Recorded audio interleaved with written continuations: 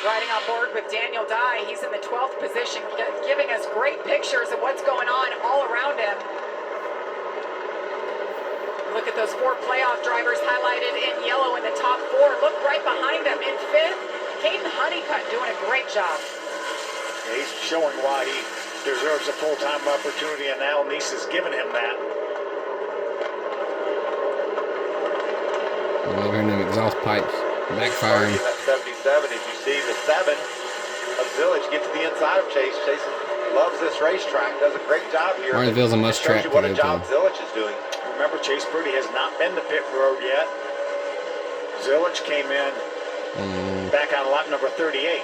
You see Matt Goulden at 44. We saw his troubles earlier. He's 4 laps off the pace right now, but learning so much, Bill, get to be out there in that. In and out for years and years. Raced for Thorsport from 2005 to 2015, and then again from 2019 to 2022. And obviously, that respect, love, and adoration between him and Duke Thorson is there. And he calls him when he needs somebody to jump in. Yeah, without a doubt. And what a great choice it was, too. Give another spot to Grant Enfinger. Dean Thompson. Bam, bam. I feel like in a way this is a replay of last week with Grant Enfinger. He had the issues, had to come down pit road, and then he just picked them off one by one on the racetrack.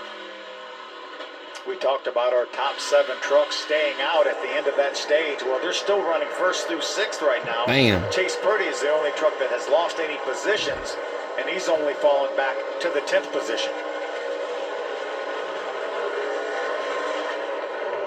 No chance to make an adjustment. Crew Chief Joe Shear reminded him we're only going to get one opportunity. We got to get it right. Amanda?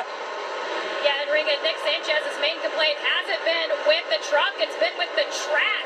He said as soon as rubber gets down on this thing, it is game on, and that is exactly what Nick Sanchez wants. He said that it is do or die for him tonight, and that's what makes this one of the easiest races that he's faced all year. He says, I've never had a clearer mind about what is ahead of me. Regan? Well, we heard the struggles earlier on the radio for Corey Heim. Was not overly thrilled with how his truck was. Getting a little bit better right now for him, though, as he's worked his way up through the field, some by getting the track position.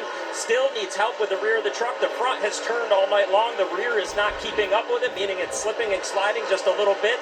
They're going to need an adjustment as well in this pit stop. And to update the 71 of Raja Caruth, still having issues with the brakes on that truck. They expect them to get the brake bleeder bottle out and bleed the brakes when he comes down in the next yellow. Alpha Customs.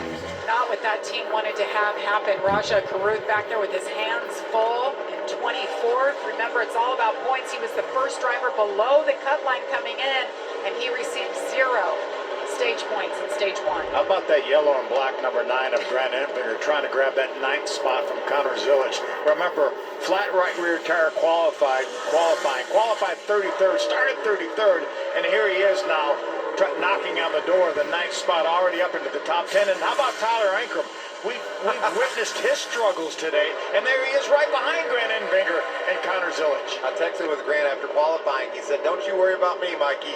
We got a good truck. We just had that problem with the tire. But I'm really impressed with Ankrum because this team was down and out. A lot of confusion, just uncertainty about what to adjust and what to do. And now look at him racing for a spot up in the top 10. You see the last lap pitted for the playoff drivers. Top 4 have stayed out. Enfinger and Ankrum both pitted on lap 38. Good call for them. I mean, they're making their way up. Get in that contention to get some points in stage 2. We said at the time that was a great call, too. 10 to go right here. At least the first 2, for sure, because they've got fast enough trucks to win this race. Remember, our top 5 still has yet to be a pit road. Williams Walsh holding down that fifth spot. Great run for him. He's never had a top 5 here in the Truck Series. There's a 71. Look how loose. Caruth doing all he can to hold up Christian Eckes. So we have 7 laps remaining in stage number 2. Now, Roger Caruth becomes a big Jack Wood fan.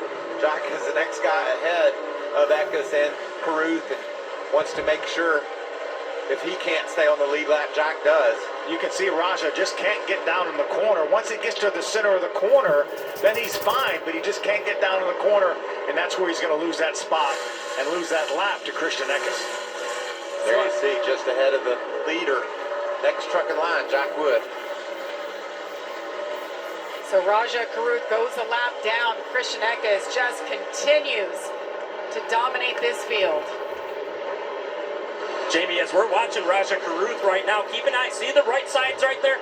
Both rotors are glowing, and as he goes into turn 3 in a moment, we're going to see that the left sides, and in particular the left front rotor, is not glowing. That is the one that he's complaining about. That's where they believe the problem is. Well, I would agree 100% with that, Regan. You can see 3 of them glowing, and that's just something you don't usually see. That left front is generally as red as the right front.